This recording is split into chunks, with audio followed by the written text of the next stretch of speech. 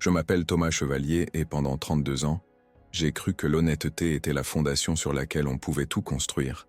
Mon grand-père me le répétait à chaque occasion, assis dans son vieux fauteuil dans notre maison à Lyon, avec vue sur la basilique de Fourvière. J'ai commencé de rien, littéralement les mains vides, mais la tête pleine d'idées. L'entreprise technologique que j'ai fondée à 24 ans est devenue quelque chose que je n'aurais jamais pu prévoir moi-même. Aujourd'hui, j'ai 32 ans et je suis l'un des plus jeunes millionnaires de France. Les gens parlent de succès, de chance, de talent. Moi, je parle de travail qui a englouti mes jours et mes nuits, de sacrifice, du fait que je n'ai jamais pris de raccourci, jamais volé, jamais trompé personne. J'ai rencontré Caroline lors d'un gala de charité à Paris, il y a 3 ans.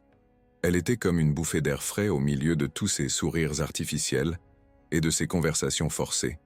Elle travaillait alors comme architecte d'intérieur, elle avait son petit atelier, elle parlait de sa passion avec un tel feu dans les yeux que je ne pouvais m'arrêter de l'écouter. Mon argent ne l'intéressait pas, du moins c'est ce que je pensais. Nous parlions d'art, de voyage, de rêve. Quand 1 an plus tard je l'ai demandé en mariage, elle était heureuse, vraiment heureuse. Ou alors je voulais simplement y croire. Mon avocat, Maître André, a insisté pour un contrat de mariage avec séparation de biens.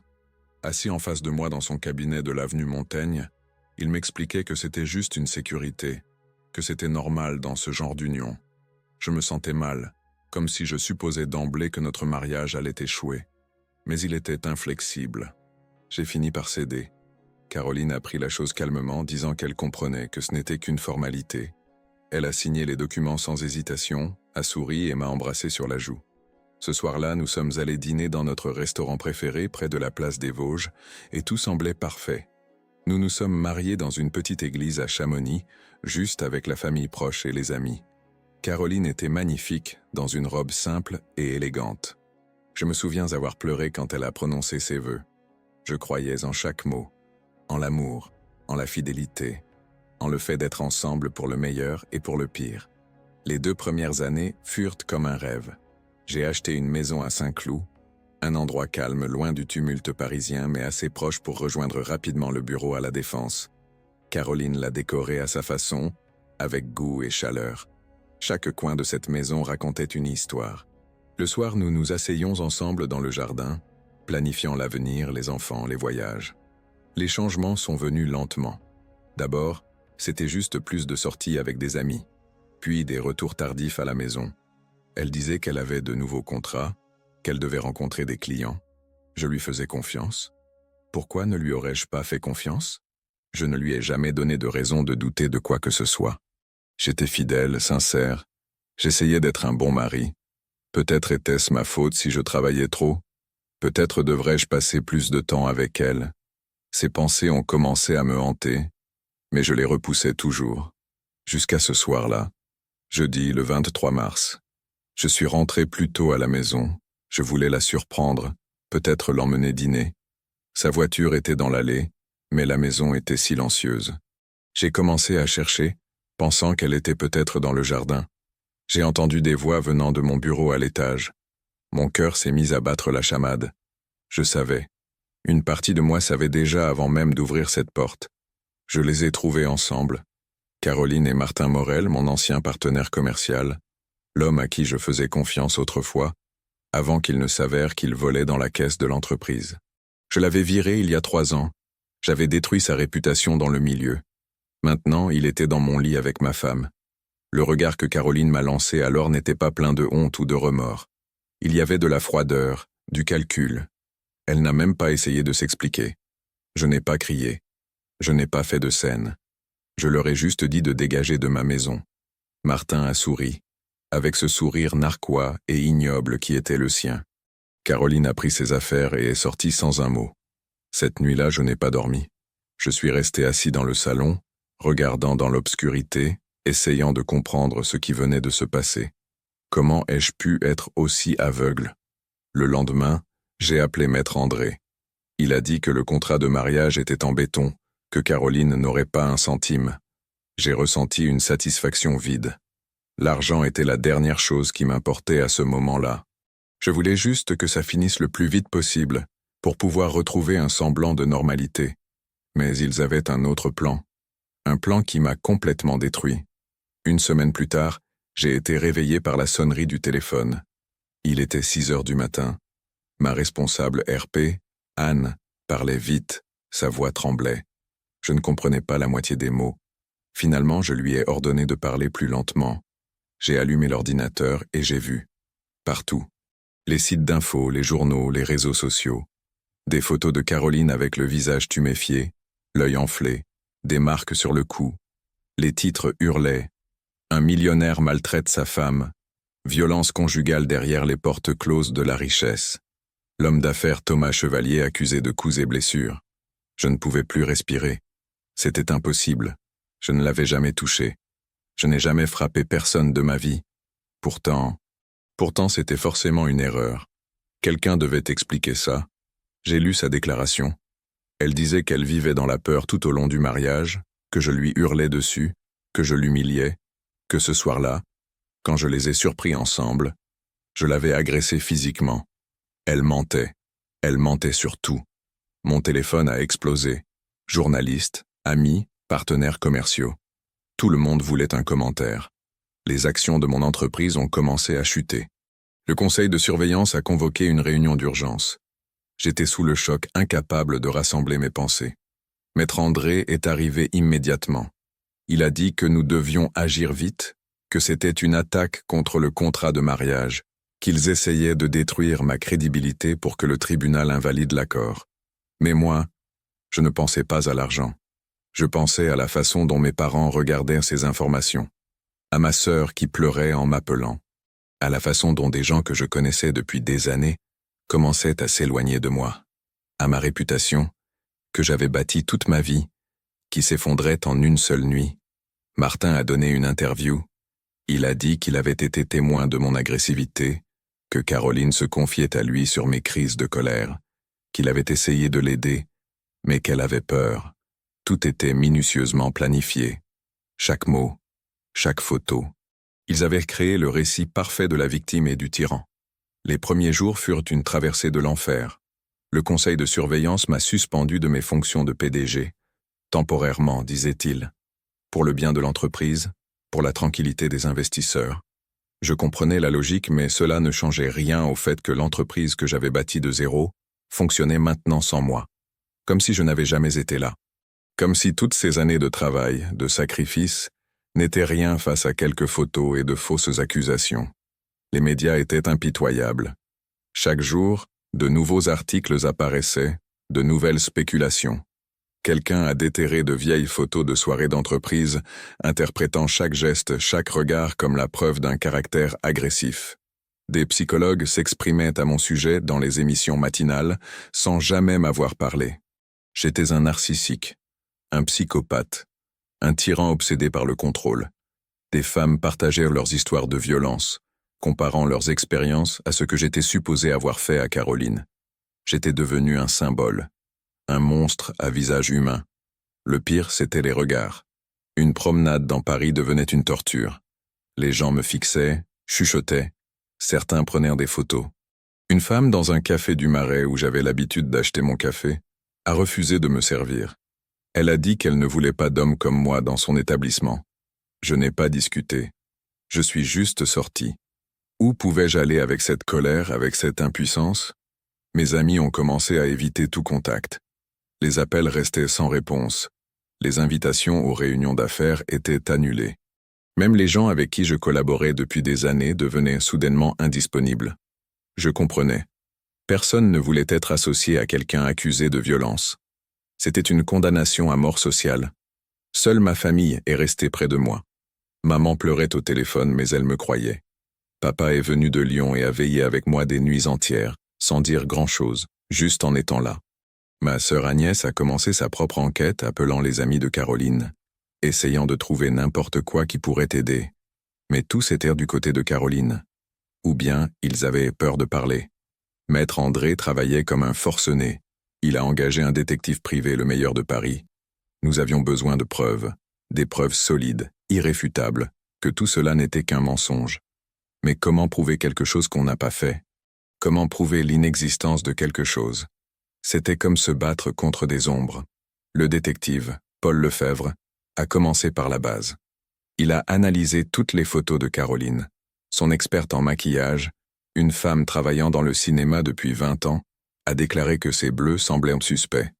Ils étaient trop symétriques, trop théâtraux. Les vraies blessures ne ressemblent pas à ça. C'était trop scénique, mais ce n'était pas encore une preuve suffisante. N'importe quel avocat pourrait dire que ce n'est qu'une opinion, pas un fait. Paul a commencé à suivre Martin.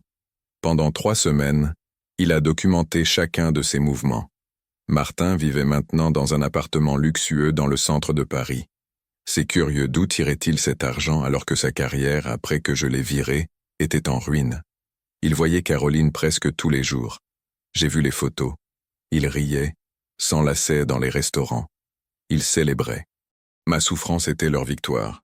Puis Paul a trouvé quelque chose d'intéressant. Martin avait acheté de grandes quantités de maquillage de théâtre professionnel 2 jours avant que Caroline ne lance ses accusations.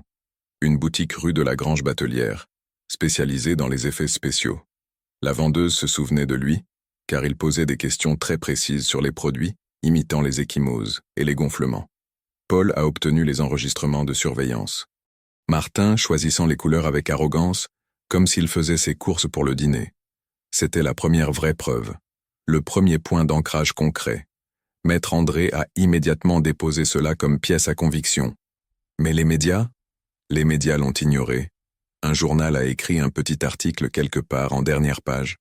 Tout le monde était encore convaincu de ma culpabilité. L'opinion publique avait déjà rendu son verdict. Entre-temps, Caroline a déposé une demande d'annulation du contrat de mariage. Son avocat a soutenu que le contrat avait été signé sous la contrainte, que je l'y avais forcé, que j'avais abusé de ma position et de mon pouvoir. Le tribunal a fixé la date de l'audience en juin. Il me restait 2 mois pour prouver que j'étais innocent. 2 mois pour récupérer ma vie. Mon entreprise perdait des contrats. Les clients se retiraient, craignant le scandale. La valeur des actions a chuté de 40%.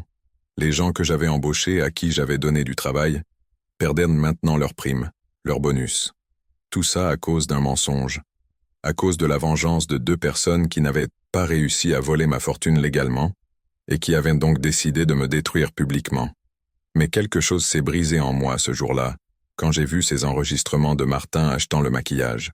J'ai compris qu'il ne jouait pas franc jeu, qu'il comptait sur le fait que je me défendrais selon les règles, alors qu'eux n'en avaient aucune. J'ai cessé d'être une victime. J'ai commencé à planifier. Paul a continué l'enquête. Il a trouvé le compte bancaire de Martin. 2 jours après les accusations, 50 000 € y ont été virés. Il n'y avait pas de nom d'expéditeur, un virement international. Mais Paul était bon dans ce qu'il faisait. La trace menait à une société écran qui agissait pour le compte d'une entreprise technologique concurrente, mon principal rival sur le marché. Il finançait tout ce cirque.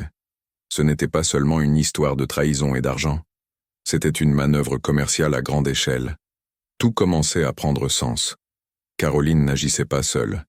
Martin n'était pas seulement un amant cherchant vengeance. C'était une opération planifiée avec précision pour détruire mon entreprise, me priver de ma réputation, et au passage donner à Caroline la moitié de ma fortune. J'étais un pion dans un jeu dont j'ignorais même l'existence. Cette nuit-là, j'étais assis dans ma maison à Saint-Cloud, dans le noir, regardant les photos de notre mariage.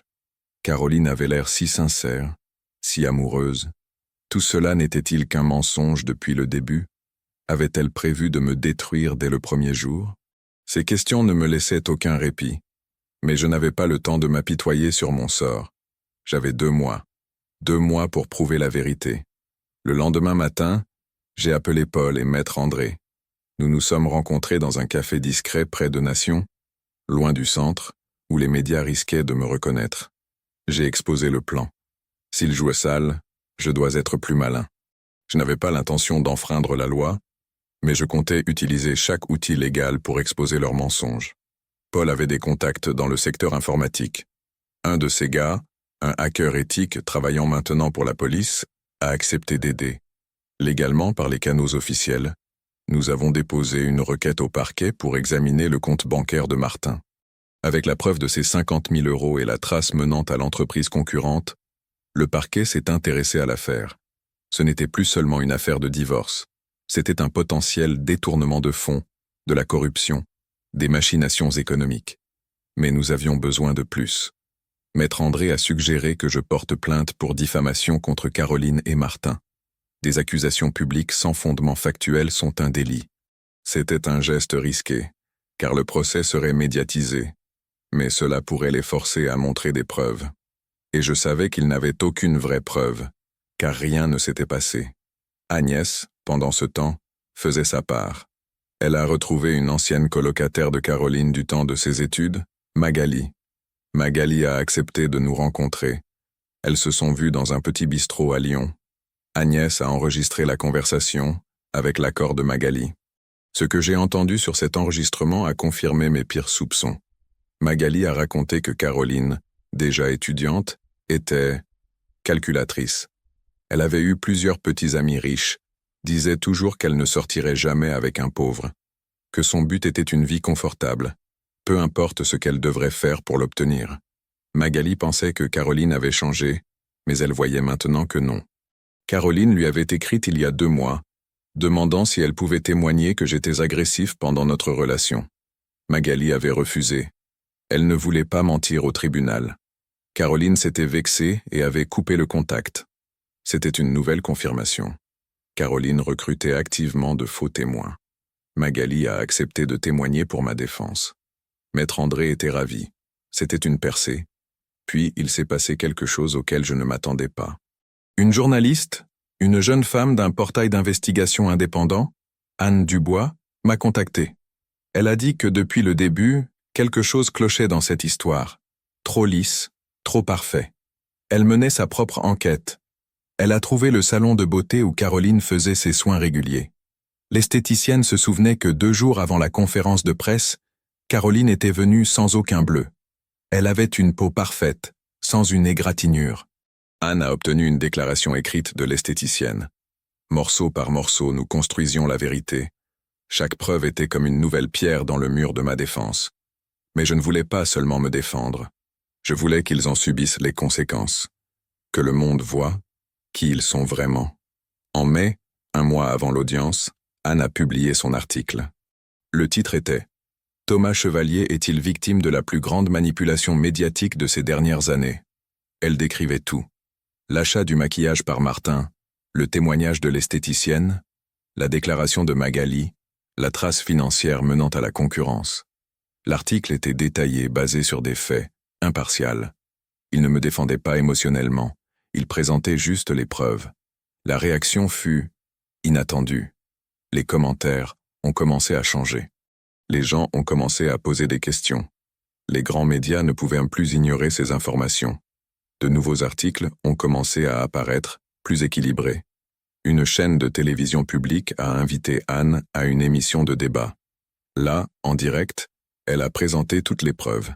Caroline et Martin ont cessé de donner des interviews, leurs avocats ont publié une déclaration sur le harcèlement médiatique et les tentatives de discréditer la victime.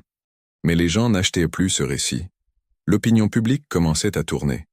L'entreprise concurrente, celle qui finançait Martin, a publié un communiqué paniqué disant qu'il s'agissait de consultations marketing indépendantes et qu'il n'avait rien à voir avec les accusations. Mais personne ne les croyait. Leurs actions ont commencé à chuter. L'ironie était douce. En juin, 1 semaine avant l'audience, Paul a trouvé la dernière pièce du puzzle. Un enregistrement de caméra de surveillance du parking sous l'appartement de Martin. Date: la veille de la conférence de presse de Caroline. L'enregistrement montrait Martin et Caroline montant dans la voiture avec un sac plein de produits de ce magasin de maquillage. Puis 2 heures plus tard, en ressortant, Caroline avait tous ses bleus sur le visage. Sur la vidéo, on voyait clairement qu'il riait. Nous avons déposé cet enregistrement la veille de l'audience. Les médias ont explosé. C'était la preuve définitive. Indiscutable, concrète, claire comme de l'eau de roche. Ils avaient tout mis en scène. Tout. Le jour de l'audience, la salle du tribunal était pleine. Journalistes, caméras, public. Tout le monde voulait voir le final de cette histoire. Caroline est arrivée vêtue de noir, essayant de jouer la victime jusqu'au bout. Martin était assis au dernier rang, en sueur, nerveux. La juge, une femme sérieuse d'une 50aine d'années, Madame le juge Barbier, a passé en revue toutes les preuves. Maître André a présenté la vidéo du parking. Le témoignage de l'esthéticienne, la preuve d'achat du maquillage, la trace financière, le témoignage de Magali. Tout ce que nous avions rassemblé pendant ces mois d'enfer. L'avocat de Caroline a tenté d'argumenter que c'était une manipulation, que les preuves étaient fabriquées. Mais il y en avait trop. Trop de sources indépendantes, trop d'informations cohérentes. On ne peut pas fabriquer un mensonge aussi complexe sans laisser de traces. Et eux en avaient laissé des tonnes. La juge a annoncé une suspension d'audience. Nous avons attendu 2 heures. J'étais calme. Pour la première fois depuis des mois, je ressentais la paix. Je savais que la vérité éclaterait. Elle le devait. Quand la juge est revenue, son visage était de marbre. Elle a commencé par lire toutes les preuves. Puis elle a regardé Caroline et Martin. Sa voix était dure, sans émotion, mais ses mots avaient le poids d'un marteau. Le contrat de mariage reste en vigueur. Les accusations de violence sont rejetées comme infondées. Caroline et Martin seront poursuivis pour faux témoignages et tentatives d'escroquerie. De plus, une enquête sera menée sur les machinations économiques impliquant l'entreprise concurrente. J'étais assis là, écoutant ces mots, et je ne ressentais aucun triomphe. Je ressentais un vide. J'avais récupéré ma réputation, mon argent, mon entreprise. Mais j'avais perdu 3 ans de ma vie avec une femme que je n'avais jamais vraiment connue. J'avais perdu la foi en l'idée que l'honnêteté gagne toujours. J'ai appris que parfois il faut se battre brutalement, même en étant un homme bon. Caroline pleurait, mais ce n'était plus des larmes de victime. C'étaient les larmes d'un escroc pris la main dans le sac. Martin a essayé de sortir, mais la police l'attendait déjà. Les médias se sont jetés sur eux comme des loups affamés. Ces mêmes médias qui, un mois plus tôt, me déchiquetaient, les déchiquetaient, maintenant eux. Si vous suivez cette histoire, abonnez-vous, likez et écrivez en commentaire ce que vous pensez de ce qu'ils ont fait. Est-ce que justice a été faite? Je suis sorti du tribunal avec ma famille. Maman m'a serré dans ses bras, papa m'a serré la main. Agnès pleurait de joie.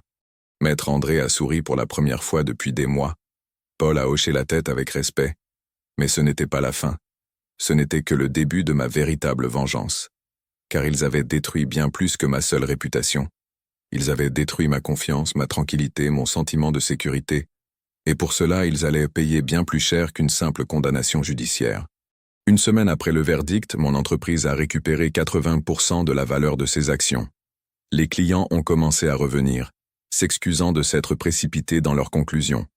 Le conseil de surveillance m'a rétabli au poste de PDG avec les honneurs. Tout revenait à la normale, du moins en apparence. À l'intérieur, j'étais un autre homme. Le Thomas doux et confiant était mort le jour où j'ai vu ses faux bleus. L'homme qui était maintenant assis derrière le bureau de mon cabinet à Paris était plus froid, plus calculateur. J'ai appris que la bonté sans limite est une invitation pour les gens sans conscience. Caroline et Martin attendaient leur procès pénal. Tous deux étaient accusés de faux témoignages, tentative d'extorsion et participation à un complot économique. Ils risquaient jusqu'à 5 ans de prison. Leurs avocats négociaient déjà des accords avec le parquet, essayant de réduire les peines. Je voyais leurs photos dans les journaux à la sortie du tribunal. Ils ne ressemblaient plus à des vainqueurs. Ils ressemblaient à ce qu'ils étaient, des criminels. Mais la prison, c'était trop peu. Trop peu pour quelqu'un qui a volé un morceau de mon âme, qui a fait pleurer ma mère des nuits entières, qui a fait souffrir ma famille. La justice légale est une chose. Ma justice en était une autre. J'ai commencé par Martin. Paul continuait de le surveiller. Martin essayait de reconstruire sa réputation, cherchait du travail dans le secteur technologique. Il envoyait des CV à différentes entreprises. Il recevait toujours une invitation à un entretien. Après tout, il avait de l'expérience. Il connaissait le secteur. Mais toujours, 2 jours avant l'entretien, les entreprises annulaient la rencontre sans donner de raison. Pourquoi? Parce que j'appelais chaque PDG, chaque DRH du secteur. Je les connaissais tous. On se rencontrait dans les conférences, on jouait au golf, on buvait du whisky dans des clubs exclusifs. Je n'avais rien de spécial à dire. Il suffisait de mentionner que Martin Morel est un homme sans honneur, qui a volé l'entreprise et planifié sa destruction. Personne ne voulait d'un tel employé. Les portes se fermaient, l'une après l'autre. Martin a commencé à chercher du travail hors du secteur. Peut-être dans la vente, peut-être dans le marketing. Là, c'était plus difficile d'influencer les décisions. Mais Google n'oublie pas. Chaque employeur potentiel qui tapait son nom Trouvé des centaines d'articles sur le procès, les mensonges, le complot. Martin Morel était inemployable. Sa carrière était finie. Ensuite, je me suis occupé de ses dettes. Martin avait toujours vécu au-dessus de ses moyens, je le savais depuis l'époque où il était mon partenaire. Maintenant, sans travail, sans possibilité de gagner de l'argent, ses dettes ont commencé à s'accumuler. Il avait un prêt immobilier pour cet appartement dans le centre de Paris, acheté bien sûr quand il volait l'argent de mon entreprise. Il avait un crédit auto pour sa BMW. Il avait des cartes de crédit plafonnées. Je n'avais rien à faire. J'ai juste attendu. La banque a commencé à réclamer les échéances. Martin a essayé de négocier, demandant un délai, une prolongation. Pendant un temps, il a réussi. Mais les dettes croissaient plus vite que sa capacité de négociation. En août, la banque a lancé une saisie d'huissier. En septembre, Martin a perdu son appartement. En octobre, il a perdu sa voiture. J'ai entendu dire qu'il vit maintenant chez sa mère dans un petit appartement à Saint-Denis.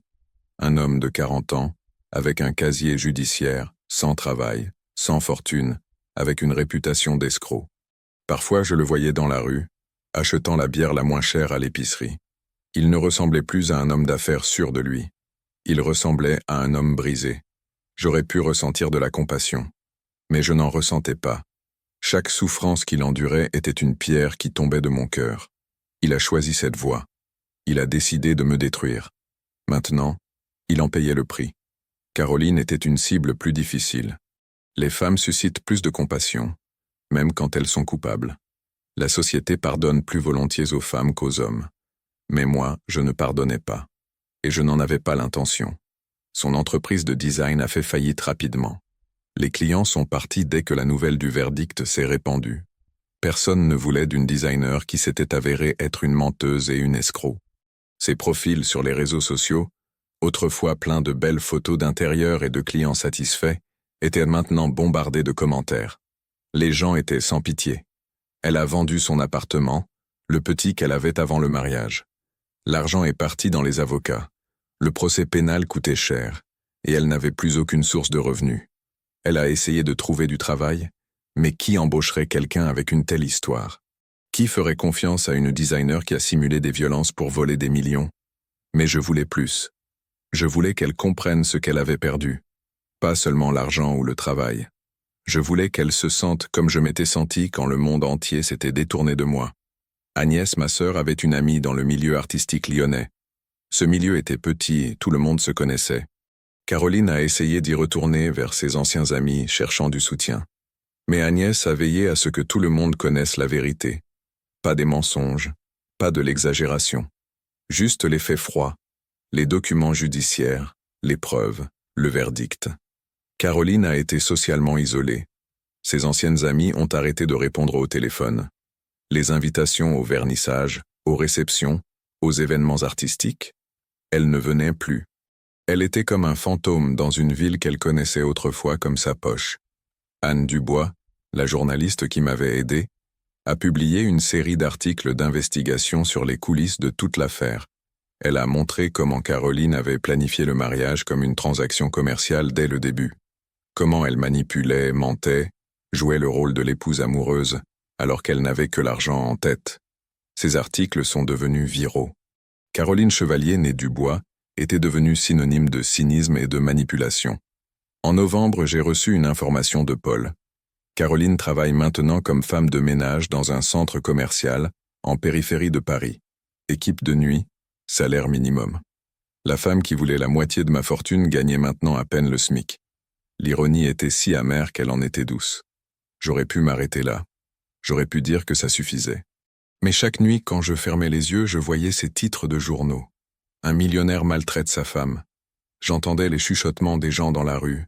Je ressentais cette honte, cette humiliation. Non, ce n'était pas encore fini. Ils m'avaient détruit publiquement. J'allais les détruire totalement, légalement, méthodiquement, sans pitié. Décembre a apporté la première neige. Paris était magnifique sous son manteau blanc, comme si la nature voulait recouvrir la laideur de ce qui s'était passé. J'étais assis dans mon bureau, regardant par la fenêtre le paysage hivernal, et pour la première fois depuis des mois, j'ai ressenti quelque chose qui ressemblait à la paix. Pas du bonheur, pas de la joie, mais de la paix. Le procès pénal de Caroline et Martin s'est terminé mi-décembre. Tous deux ont écopé de peine avec sursis 2 ans, à condition de réparer les dommages. Qu'est-ce que cela signifiait? Les dommages. Ils devaient rembourser les frais de justice, me payer des dommages et intérêts pour diffamation et s'excuser publiquement. La peine n'était pas sévère, mais cela n'avait pas d'importance. La vraie punition se déroulait déjà hors du tribunal. Les excuses devaient être publiques, sous la même forme que les accusations. Caroline devait se tenir devant les caméras et dire au monde qu'elle avait menti, qu'aucune violence n'avait eu lieu, que tout avait été planifié pour voler ma fortune. La date a été fixée au 20 décembre. Les médias se préparaient déjà. Cela devait être un grand événement. Entre-temps, j'ai fini de racheter l'entreprise qui finançait tout le complot. Pas directement, bien sûr. J'ai profité de leur moment de faiblesse. Leurs actions avaient chuté après le scandale. Les investisseurs avaient perdu confiance. J'ai commencé à acheter des actions via des sociétés écrans, lentement, patiemment. Fin novembre, j'avais 40% des parts. Début décembre, 51%. J'étais l'actionnaire majoritaire de leur entreprise. J'ai convoqué une assemblée générale. Le conseil d'administration en place était livide, sachant ce qui arrivait. Je les ai tous révoqués. Chaque membre du conseil qui était au courant du complot et l'avait financé. Je les ai remplacés par mes gens. L'entreprise qui voulait me détruire travaillait maintenant pour moi. Douce ironie. Je ne l'ai pas fermée. Je n'ai pas licencié les employés. Ils n'étaient pas coupables. Les coupables étaient les gens d'en haut et ils ont payé. L'entreprise, sous ma direction, a commencé à fonctionner honnêtement, selon les principes que j'ai toujours respectés moi-même. En 3 mois, elle a retrouvé sa position sur le marché. Mais maintenant, elle était à moi, pas à l'ennemi. Le 20 décembre fut glacial. Je me suis tenu devant le bâtiment où devait avoir lieu la conférence de presse de Caroline. Je n'avais pas prévu d'être présent, mais je voulais voir ça. Je voulais voir son visage quand elle devrait admettre son mensonge. Caroline est entrée, pâle, maigre. Elle avait perdu peut-être 10 kilos depuis le procès. Elle paraissait plus vieille, fatiguée. À côté d'elle se tenait son avocat, un homme jeune et nerveux, qui avait probablement pris cette affaire parce qu'il avait besoin d'argent. Martin n'était pas là. Soi-disant malade, il ne pouvait pas venir. Lâche jusqu'au bout. Caroline s'est tenue devant les micros. Les caméras l'ont entourée. Elle a commencé à lire sa feuille d'une voix tremblante. Les mots étaient ceux exigés par le jugement. Excuse, aveu du mensonge, expression de remords. Mais sa voix était vide, mécanique. Il n'y avait pas de vrai regret. Juste la nécessité, un acte forcé. Quand elle a fini, les journalistes ont commencé à poser des questions. Ils la bombardaient, sans pitié. Pourquoi avoir fait ça? Aviez-vous prévu cela depuis le début? Comment avez-vous pu trahir la confiance? Caroline essayait de répondre, mais sa voix se brisait. Finalement, elle s'est simplement enfuie, laissant l'avocat seul face aux caméras. J'ai vu tout cela de loin depuis un café de l'autre côté de la rue. Je buvais mon café et j'observais. Je ne ressentais aucun triomphe. Je ne ressentais aucune satisfaction. Je sentais juste la fermeture d'un chapitre. Elle avait publiquement admis sa culpabilité. Le monde savait. Ma réputation était restaurée. C'était la fin de cette partie de l'histoire. Mais moi, je n'avais pas encore fini. Après le Nouvel An, j'ai créé une fondation. La fondation de soutien aux victimes de fausses accusations. Le but était simple. Aider les gens qui, comme moi, avaient été injustement accusés et détruits médiatiquement. Offrir un soutien juridique, psychologique, financier. Les aider à combattre les mensonges. Le premier siège de la fondation a ouvert à Paris, dans un bel immeuble près des Champs-Élysées. J'ai engagé les meilleurs avocats, psychologues, spécialistes en relations publiques. Chaque personne qui venait nous voir avec un problème recevait un soutien total, gratuitement. Les médias en ont parlé. La fondation a fait du bruit. Les gens appelaient, écrivaient, demandèrent de l'aide. Histoire après histoire, chacune me rappelant la mienne. Fausses accusations de violence, de harcèlement, d'abus. Des vies brisées par des mensonges, sans possibilité de défense. Maintenant, ils avaient où aller. J'ai nommé la fondation du nom de mon grand-père qui parlait toujours d'honnêteté. La fondation Jean Chevalier. Chaque affaire gagnée, chaque personne blanchie était comme un baume sur mon âme. Je ne pouvais pas remonter le temps. Je ne pouvais pas récupérer ces mois d'enfer. Mais je pouvais faire en sorte que d'autres n'aient pas à traverser ça seule. Caroline a appris l'existence de la fondation par les journaux. Il paraît qu'elle a appelé, essayant de demander de l'aide. Oui, l'ironie était cruelle. La femme qui avait créé de fausses accusations demandait maintenant l'aide d'une fondation aidant les victimes de fausses accusations. Évidemment, elle n'a pas reçu d'aide. On lui a refusé poliment, mais fermement. La fondation était pour les victimes, pas pour les bourreaux. En février, j'ai reçu une lettre de Caroline, écrite à la main, sur du papier ordinaire. Elle demandait pardon. Elle disait qu'elle regrettait, qu'elle avait été stupide, qu'elle s'était laissée entraîner par Martin, que c'était son idée à lui, qu'elle l'avait seulement suivi. Défense classique. Rejeter la faute. Je n'ai pas répondu. J'ai brûlé la lettre dans la cheminée de ma maison à Saint-Cloud. J'ai regardé comment elle brûlait, comment les mots se transformaient en cendres, tout comme notre mariage. Des cendres et rien de plus. Martin a essayé de quitter la France. Il paraît qu'il avait quelqu'un en Angleterre qui lui promettait du travail. Mais avec une peine avec sursis, il ne pouvait pas quitter le pays sans l'accord du tribunal. Le tribunal a refusé. Il était prisonnier d'un endroit où tout le monde le connaissait, où tout le monde se souvenait de ce qu'il avait fait. La prison sociale est parfois pire que la vraie. Mon entreprise s'est développée encore plus. Le rachat de la concurrence nous a donné un avantage technologique. Nous avons commencé l'expansion vers les marchés voisins. Berlin, Londres, Bruxelles. Partout nos produits étaient les bienvenus. Mon histoire, l'histoire d'un homme qui s'est battu pour son innocence et a gagné, est devenue une source d'inspiration. J'étais invité à des conférences, à des émissions de télévision, à des interviews. Je racontais mon histoire, mettant en garde les autres sur la facilité avec laquelle on peut être manipulé. J'ai cessé d'être seulement un homme d'affaires. Je suis devenu un symbole. Le symbole que la vérité a de l'importance, que se battre a du sens, que même quand le monde entier se tourne contre vous, si vous avez raison, vous pouvez gagner. Mais la nuit, dans le silence de ma maison, quand tout le monde dormait, je m'asseyais seul, et je pensais à ce que j'avais perdu. Pas Caroline. J'avais perdu la foi en les gens. J'avais perdu cette partie innocente de moi-même qui croyait que l'amour est sincère, que les gens sont bons. Cette partie était morte et ne reviendrait jamais.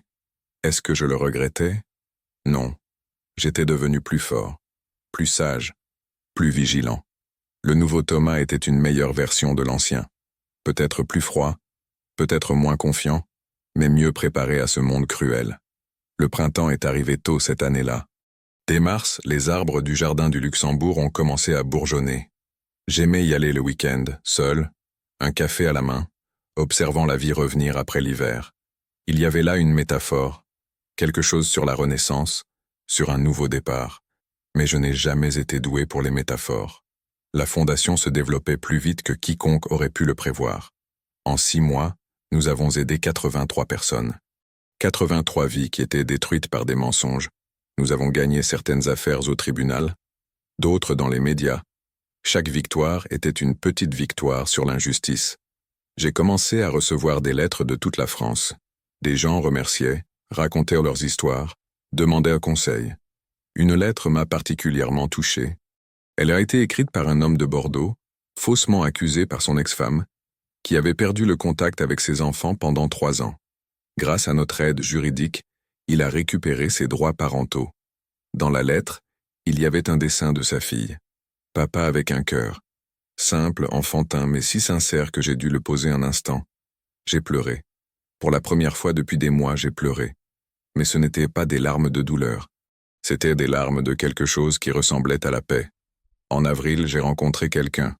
Je ne l'avais pas prévu. En fait, je m'étais promis de ne pas chercher de relation pendant longtemps. Mais la vie a ses propres plans. Elle s'appelait Sophie. Elle était avocate dans ma fondation. Elle nous avait rejoints en février, spécialiste du droit de la famille. Intelligente, calme, avec ce genre de chaleur qui ne s'impose pas, mais qui est simplement là. Nous avons commencé à discuter après le travail. D'abord des dossiers, puis de la vie. Elle connaissait mon histoire, évidemment. Toute la France savait. Mais elle ne me traitait ni comme une victime, ni comme un héros.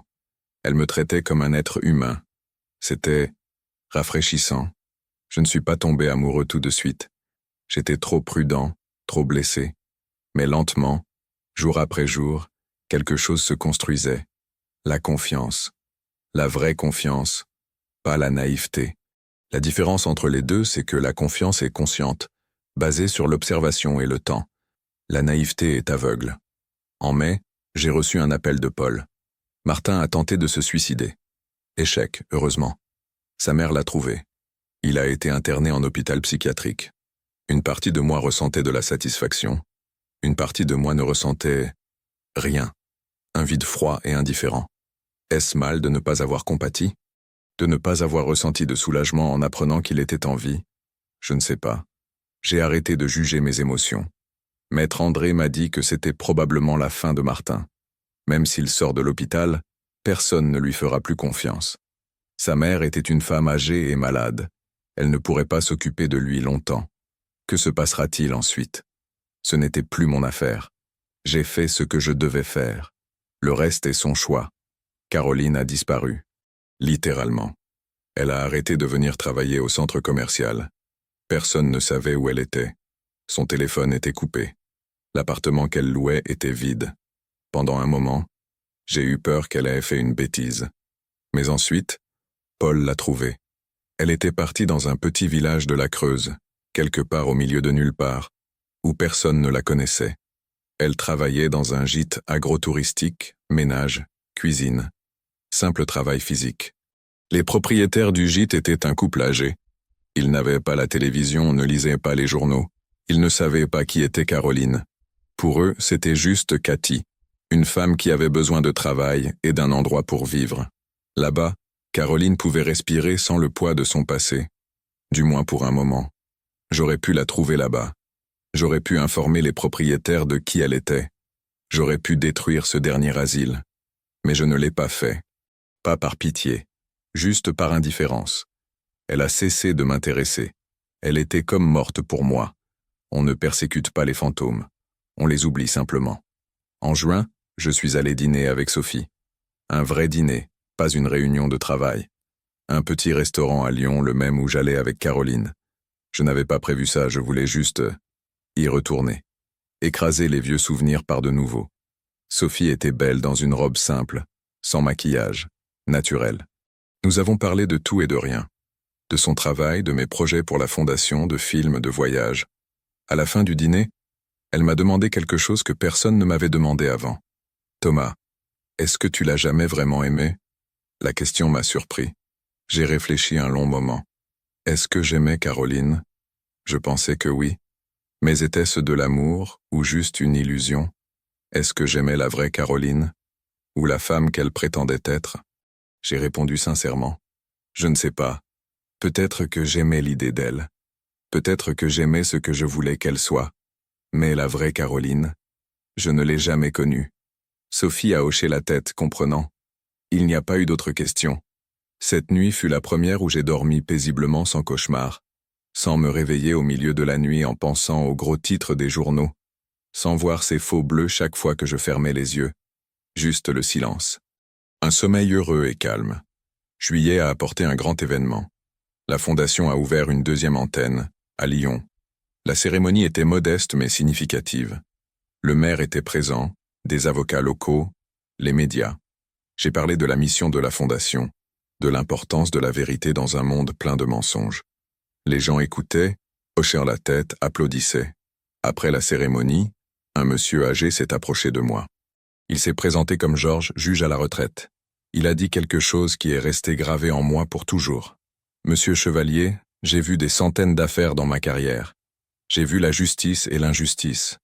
Mais j'ai rarement vu quelqu'un qui, après avoir vécu l'injustice, n'est pas devenu amer et vengeur. Vous avez transformé votre souffrance en aide pour les autres. C'est ça, la vraie victoire. Je n'étais pas sûr qu'il avait raison. N'étais-je pas vengeur? Après tout, j'avais détruit Martin et Caroline. Mais peut-être que la différence était que je ne le faisais pas pour le plaisir. Je le faisais pour la justice, pour le principe, pour montrer que les mensonges ont des conséquences.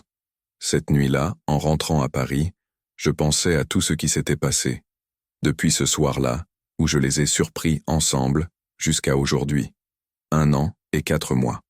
La vie a changé, au point d'être méconnaissable. J'ai perdu une femme, mais j'ai gagné en sagesse. J'ai perdu ma naïveté, mais j'ai gagné en force. J'ai perdu l'ancienne version de moi-même, mais peut-être que cette nouvelle version était meilleure.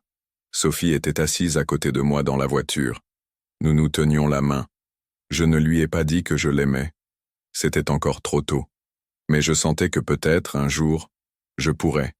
Peut-être que j'apprendrais à nouveau à faire confiance. Pas aveuglément, pas naïvement, mais sagement. Parfois, les secondes chances sont meilleures que les premières, car elles viennent avec des leçons. Paris brillait de ses lumières nocturnes. Par la fenêtre, je voyais les gens se presser pour rentrer chez eux, vers leur famille, vers leur vie. Chacun avec sa propre histoire, ses propres drames. Mon histoire n'était pas unique. Beaucoup de gens traversent des choses similaires. Mais moi, j'avais de la chance. J'avais les moyens de me battre. J'avais une famille qui me soutenait. J'avais des gens comme Maître André et Paul. Maintenant, je pouvais donner cette chance aux autres. La fondation était mon héritage, quelque chose qui durera plus longtemps que moi, quelque chose qui fera que ma souffrance n'aura pas été inutile. Chaque réputation sauvée, chaque nom blanchi, était la preuve que le mal ne gagne pas toujours. Si vous suivez cette histoire, s'il vous plaît, laissez un abonnement, un pouce bleu et écrivez dans les commentaires. Pensez-vous que ce que j'ai fait était juste? Caroline et Martin ont payé le prix de leurs actes. Peut-être pas en prison, mais dans leur vie sociale, dans leur carrière, dans leurs propres âmes. Est-ce que j'ai ressenti de la satisfaction? Un peu. Est-ce que j'ai senti que justice avait été faite? Oui. Est-ce que cela a clos le chapitre? Presque. Il restait encore une chose à faire. Encore une chose avant de pouvoir vraiment avancer.